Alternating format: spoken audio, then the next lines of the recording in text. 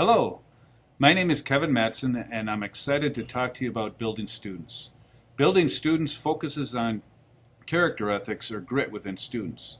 As a teacher and coach, I have witnessed far too many students of all social and academic levels on the wrong side of grit or character ethics, and it's growing at an alarming rate. A big reason for this is for what I call the now culture. Social media has exploded. Selfies, look what I got to do, look what I won, or how many likes do I have. The list goes on and on. To look at me now. In addition, video games, iPad games, texting, and all other forms of electronic entertainment for students all feed into this now culture.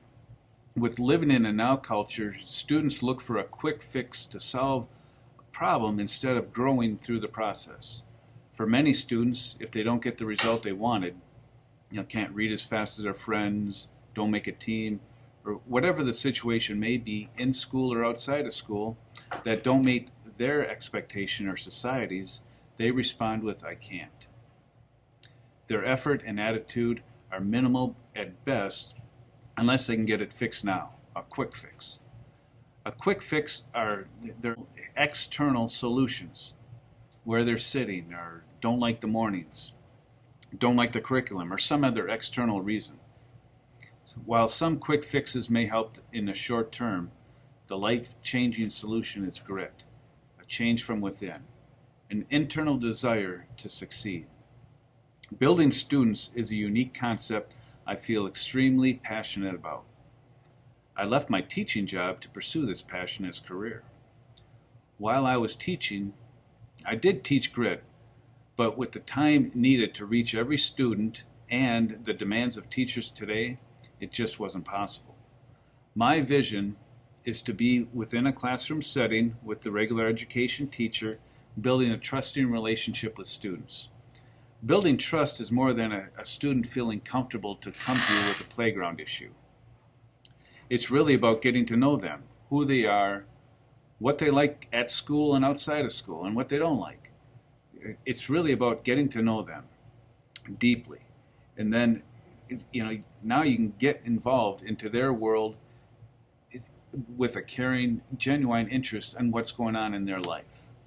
This does take time, but it's the most important step to building grit and self-confidence. Here is what a few of my former students have to say about grit. Hello, my name is Matt Schweinert, and I had the privilege to work with Mr. Matson as my special education teacher throughout the 6th to the 8th grade. Many of the skills and lessons that I've learned are still relevant today to my success. Throughout the years of working with Mr. Matson, I have learned the importance of self-advocating, building confidence, and the importance of dependability and being accountable for your actions. I have also learned the importance of being true to yourself. Don't lie to others, and especially be honest to yourself. Not being true to yourself will give others a false perception of what and who you really are. Being yourself allows you to work at your full potential. This past year at Arrowhead High School, I earned a 4.0 both first and second semester, and by no means this was easy. However, using skills that I've acquired throughout the years of learning all led up to this point in my success. Throughout my education at both Stonebank Elementary School and Arrowhead High School, I've maintained honor roll throughout all the semesters 6th through 11th grade. Another important lesson that I learned was to strive for excellence and not perfection. There are plenty of times for perfection. However, perfection is someone else's perception of a perfect solution in a simple or complex situation. Where excellence is more allowing of the human nature, it also allows failure and success. Moreover, it allows you to work at your full potential, and this is where grit is found, working at your full potential. Another important lesson that I learned was to not be fearful of failure. Just find other ways that'll work and you will be successful. And the final lesson that I learned is that these years are the building blocks to our future. And to be successful, you must try your hardest now. It's still possible if you don't try your hardest, but it's a lot easier working at your full potential than when you need to. And outside of school, a lot of the lessons I've learned have just really helped me, and I'm college bound. And so, yeah, that's it. Thank you. Hi, my name is Jillian Race, and growing up I struggled with dyslexia, which made my confidence drop, and today it even takes a lot of confidence to talk about it. I was always scared to read aloud in front of my class, wondering what they were going to think and if I messed up a word or didn't know a word. I didn't really care too much about my grades or my test scores until I reached middle school, where I was introduced to Mr. Matson. Mr. Matson's classroom was a good environment for me to definitely find my own self and to become more confident in who I am as a person and also my reading level. Mr. Matson was a great guide to me. He didn't coddle me, but he guided me and allowed me to do my assignments by myself, but he was always there if I needed reference or help.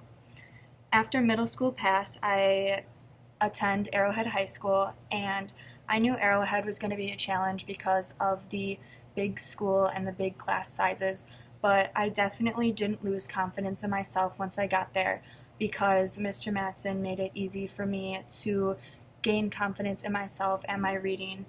And now I am able to succeed in all my schoolwork and my tests and also reading in the classroom. Hi, my name is Mason Madsen, and I have been a part of the special education program at Stone Bank for 7 years. I've been a student of Mr. Madsen's for 3 years of my elementary career. For the time spent with Mr. Madsen, I learned the saying, "Find a way to make it happen." This quote has stuck to me for all 2 years of high school and hopefully the next 2 years as well. The meaning of find a way to make it happen is as it seems. For example, I received a head injury, a serious one, when I was skateboarding.